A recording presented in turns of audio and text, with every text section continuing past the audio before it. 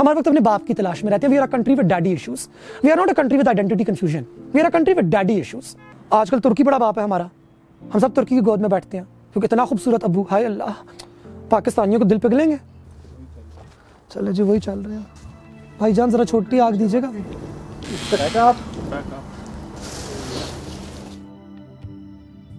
आराइयों को अवान नहीं पसंद, अवानों को राजपूत नहीं पसंद, राजपूतों को जट नहीं पसंद, जटों को बट नहीं पसंद। क्यों? पता नहीं, वो हमारा पिछला कास्टिस्ट बैगेज है। तो पाकिस्तान एक हलवा है, एक बड़े मजे का हलवा है।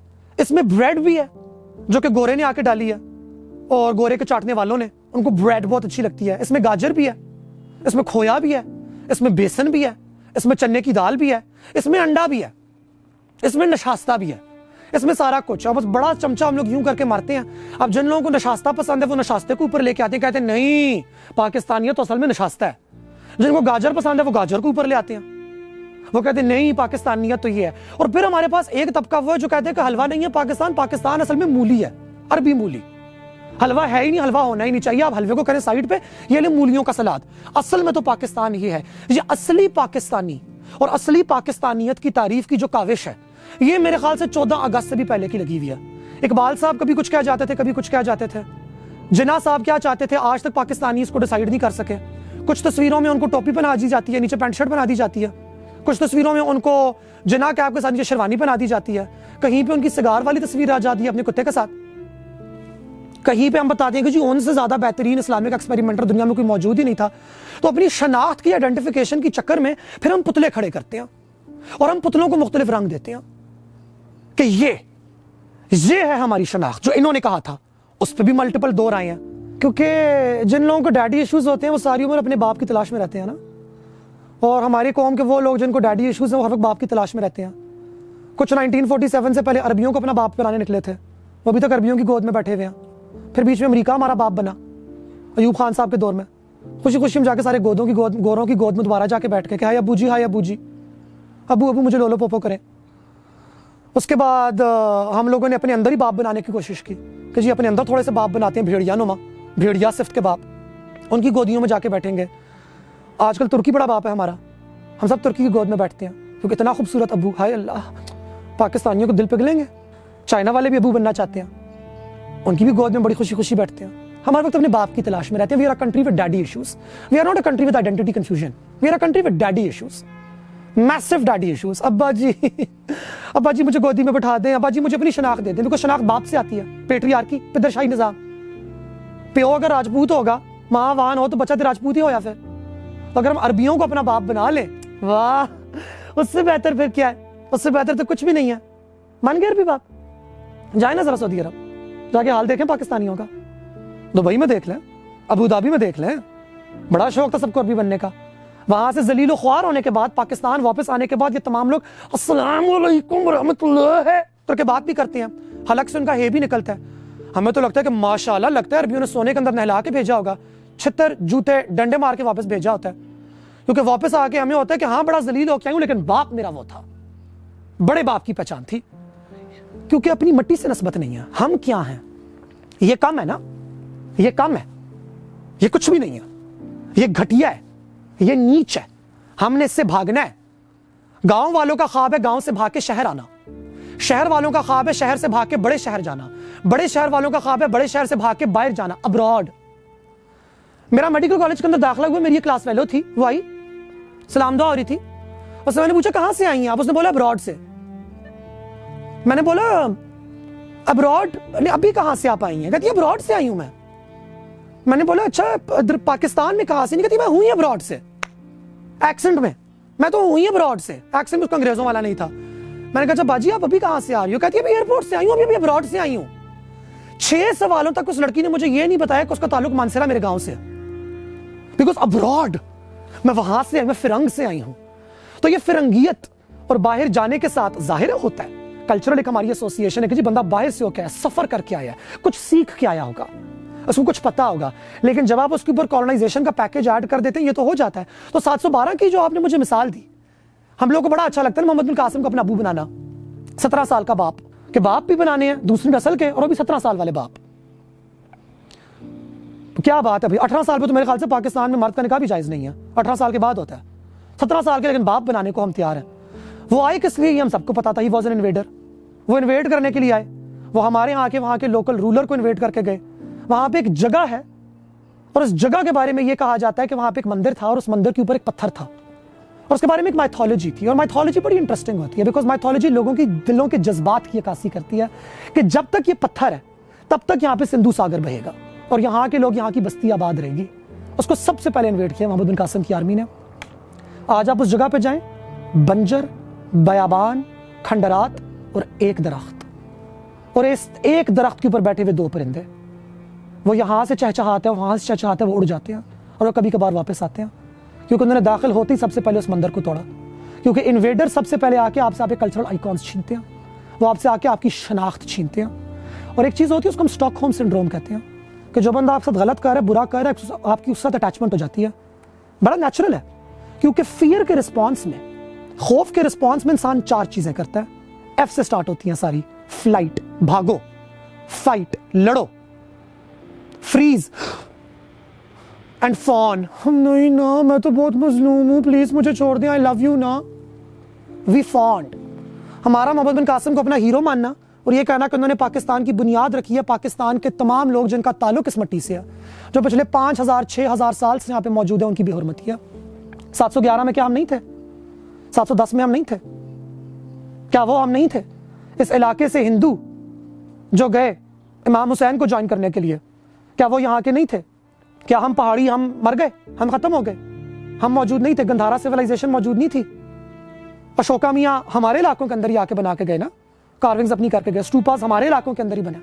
ये सब कुछ हम ही हैं। लेकिन जब हम एक आइडेंटिटी ऑफ एक्सक्लूजन की तरफ जाते हैं, एक नए बाप की तलाश में, अपने बाप को भुला के, तो इसी तरह के मसाइल पैदा होते हैं। तो मोहम्मद बिन कासिम को हमारा हीरो बनाना is very much an attempt to delete our indigenous history, कि हमारी अपनी जो रवायती मकामी तारीख है उसको मिटा के एक नई किस्म की तारीख शुरुआत की जाए, लोगों को एक नई शनाख्त दी जाए। और ऐसे कभी भी नहीं होता।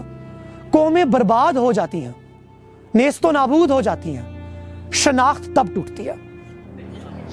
आपने एक बात की उसी कंटिन्यूटी के अंदर, खैर एक कि गद्दारी का लेबल का एक ठप्पा पाकिस्तान के अंदर पिछले कौन सा? गद्दार कौन है, इसके ऊपर बहुत ज्यादा बात होती है। आपने जिस पत्थर की बात की, जिस सिंध के अंदर कहा जाता है कि बहुत क्लोज राजा दाहिर का बंदा था जिसने ये बात पहुंचाई थी मोहम्मद बिन कासिम को कि जी ये पत्थर को अगर आप हिट कर दोगे तो यू विल इन्वेड दीबल आपका अंदर से। टीपू सुल्तान लड़ता रहा, गद्दारी किसने की? अंदर से राइट, मीर जाफर। झांसी की रानी जीत जाती, मगर झांसी का नक्शा किसने लीक आउट किया? उसके अपने देवर ने। इस वाली जगह से आके हमला करोगे, अपने ही गिराते हैं नशेमन पे बिजलियां। और आज भी यही हिसाब है। पाकिस्तान के अंदर आपको बथेरे लोग नजर आएंगे जो इस्लाम का लिबादा ओढ़ के, पाकिस्तानियत का लिबादा ओढ़ के हूबहू right wing conservative American and Europeans की बातों का उर्दू में तर्जुमा करके आपको पेश करेंगे। आप बात कराएंगे ख्वाजा सराओं के हकूक की, वो कहीं से एलजीबीटी के नैरेटिव को पकड़ के ले आएंगे और उसका उर्दू में तर्जुमा करके पेश करके आप लोगों के खिलाफ आएंगे। ये होता रहता है हमारे यहाँ, ये आज भी होता रहे, ये कल भी होता रहेगा। मेरा नहीं ख्याल कि ये चीज खत्म हो सकती है। आई विश कि ऐसा ना हो। आई विश कि हमारे अंदर ये खोटे सिक्के मौजूद ना हो जो सिर्फ अपनी कुर्सी ऊपर करने के लिए, एक दुश्मन ताकत की कुर्सी पे बैठने के लिए झूठा मनोरंजन, झूठा ड्रामा बेच के अपनों को ही गद्दार साबित करने की कोशिश करते हैं। मैं ये एक डिजायर है, लेकिन ऑनेस्टली वाहिद मुझे कभी कभार लगता है कि ये एक डिजायर ही रहेगी। डोंट यू थिंक हम एक बेसिकली नमक हराम कौम है जो कि नहीं चाहते कि हमारे अपने लोग असल जगह पे ताकतवर पोजीशन पे बैठे, बल्कि हम लोग किसी जेलसी की वजह से अपनों को पीछे करने, कोई भी सिविलाइजेशन दुनिया में कहीं आज तक तबाह नहीं करती हूँ। हम नमक हराम नहीं, हम दलाल हैं। हम अपनों की दलाली करते हैं, हम उन्हें बेचते हैं क्योंकि हमें वहां ताकत नजर आती है। हमने खुद अपना जिस्म दाव पे नहीं लगाना, इसलिए हमारे साथ जो मौजूद दूसरा है हम उसको आगे करते हैं और अगले बंदे को वो बेच के आते हैं। हम नमक हराम नहीं है। नमक हराम तो चले फिर, नमक खाते तो हैं और हरामी कर जाते हैं। ये तो दलाली है सीधी सीधी, ये तो मुंह पे बेचते हैं और उसकी रकम भी मांगते हैं कि ये लो मेरा बंदा, अब मुझे इसकी रकम दो। ये सियासी दलाली है और कुछ भी नहीं है। हम नमक हरामों की कौम नहीं, दलालों की कौम है। पाकिस्तान एक दलाल कौम नहीं है। पाकिस्तान के अंदर मौजूद दलाल जो कि हमें हमारी शनाख्त को हमेशा अपने दामों पे बेचते हैं, अपनी बर्तरी के लिए, खुदा जाने अपनी के सेटिस्फैक्शन के लिए। उन लोगों के पास ताकत बहुत ज्यादा है, और ताकत जिसके पास होती है, स्पॉटलाइट जिसके ऊपर होती है, मुल्क उसके ऊपर डिफाइन होता है।